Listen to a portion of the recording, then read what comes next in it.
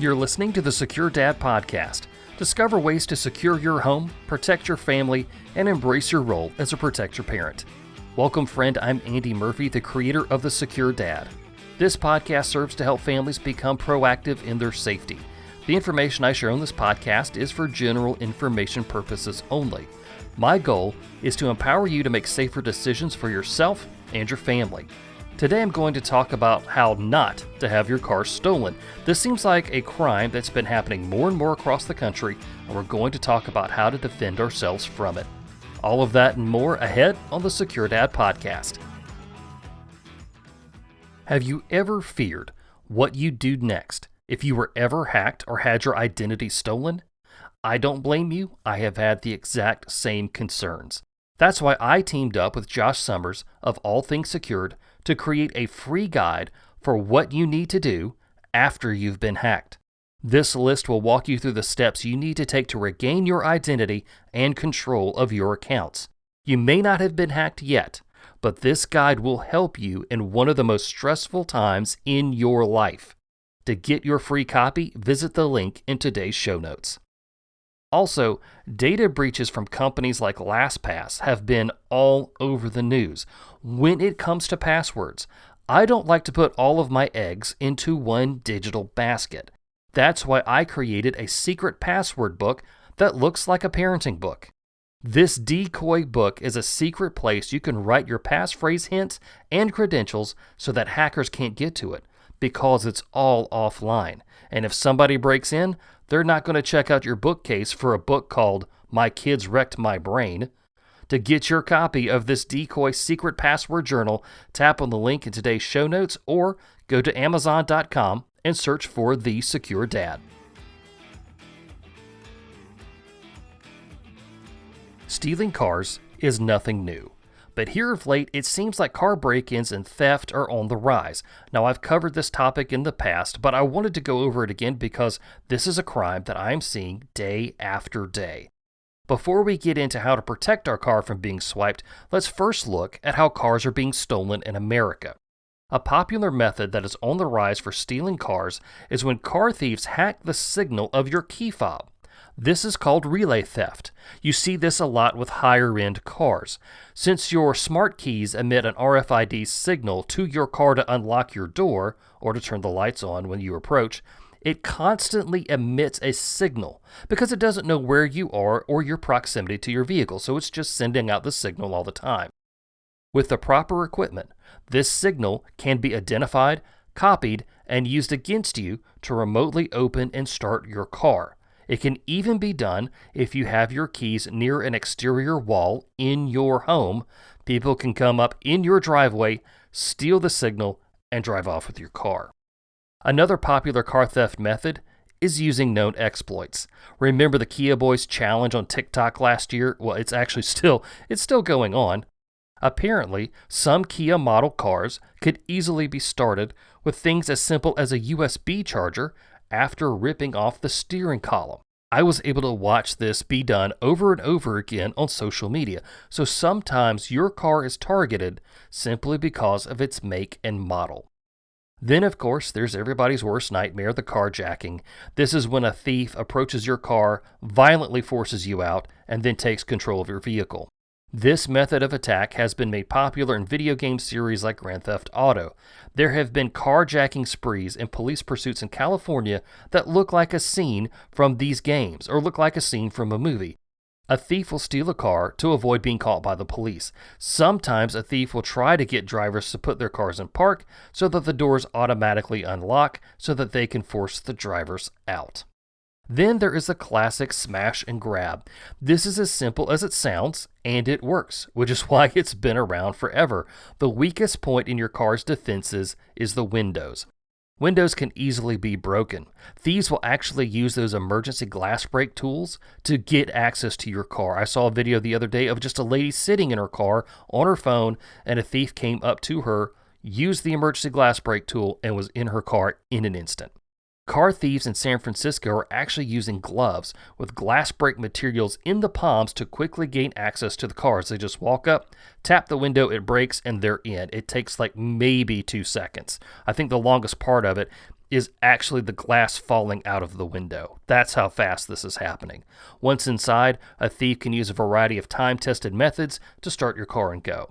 Joyriders will take a car like this in this fashion. They want your car only for a short period of time and will usually dump it when they're done. And as you guessed, there's a significant amount of damage done to the car before it's actually recovered. And to round it all out, there's the opportunist method. This is when a good-hearted person leaves their car doors unlocked with the car running. This opportunity is just too good to pass up for a thief, so they simply jump in the car and they take off. So these are just a few of the popular methods for stealing cars, but of course there are more. Now let's look at ways that we can protect our cars from being stolen. The first step is obvious, and I know you're going to say that, you're going to roll your eyes. You need to keep your car doors locked, even when you're driving. But let's pause for a moment and think about a setting that you may have on a newer model car. Many cars made after 2005 have this convenience feature to unlock the doors when you put the door in park or when you turn the engine off. I suggest that if you have this feature, disable it. If you can't disable it, at least switch it to have the doors automatically unlock when you turn the engine off, and then be vigilant about locking the doors until you're actually able to get out.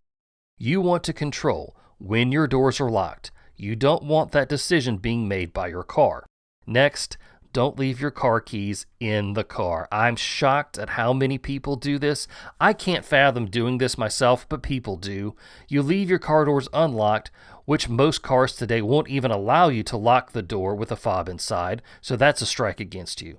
But then, if you leave your keys in the car, especially if they're visible, anybody can walk up, spot the keys, get in, and drive off. So take your keys with you. A big way that you can keep your car safe is by knowing where you're going and where and when you're going to park. Let's say you have a nice high-end car or a weekend car like a Dodge Challenger Hellcat Red Eye.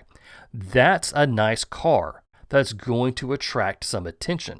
So if you're going to go downtown and meet friends for dinner, you might want to drive the family sedan instead. Think about the value of your car relative to the environment when you go out.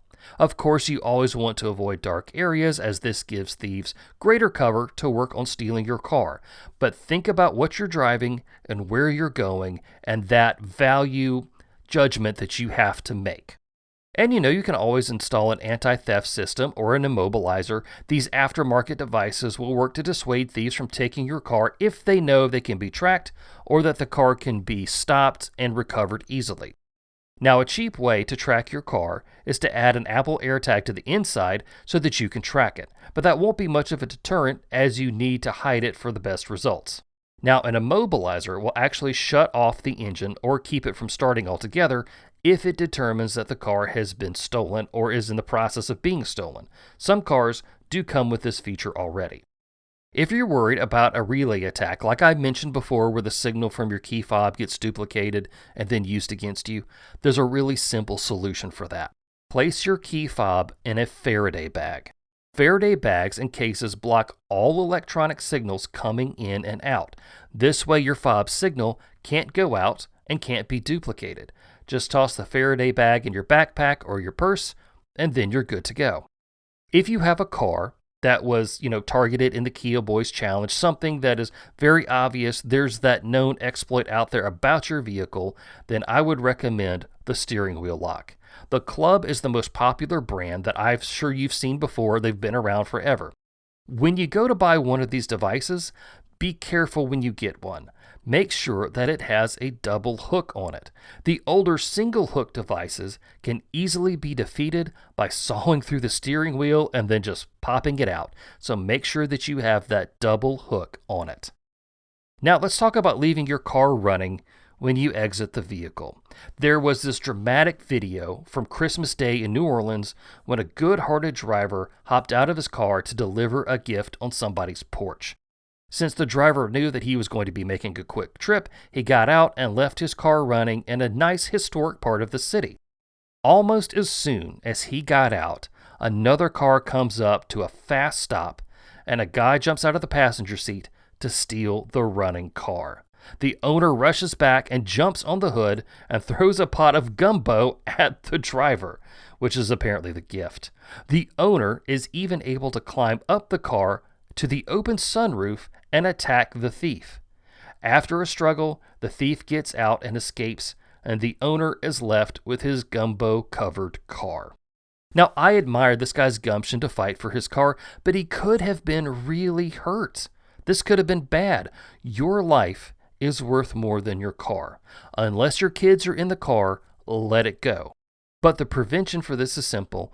Always turn off your engine, take your keys with you, and lock your doors when you get out. Do this every single time. No matter where you are or how short your trip is going to be, I suggest that you even do it in your own driveway. As we close this out, let's talk about the carjacking.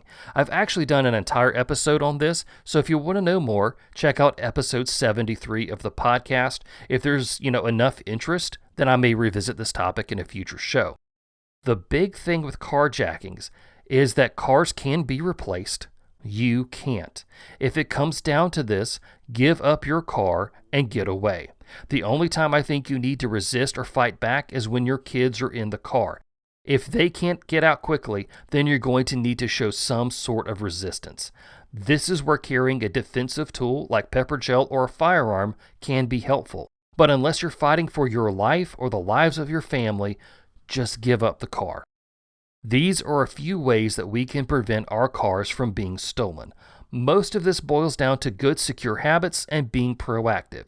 If you do these things, then you won't have to worry too much about your car being stolen.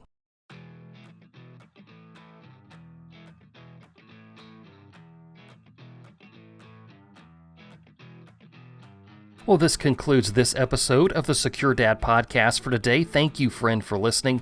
Don't forget that guide that I created with Josh Summers of All Things Secured. Learn what to do next if you've been hacked. Download it for free at the link in today's show notes. Next week, I'm excited to welcome back to the show Patrick McNamara. That's right, Mr. Basic Dude Stuff himself will be back on the show to share about his time in the North Carolina blackout back in December. This is a fascinating conversation, so make sure you join us next week for that. I'm Andy Murphy, and until next time, take care, and don't leave your keys in the car.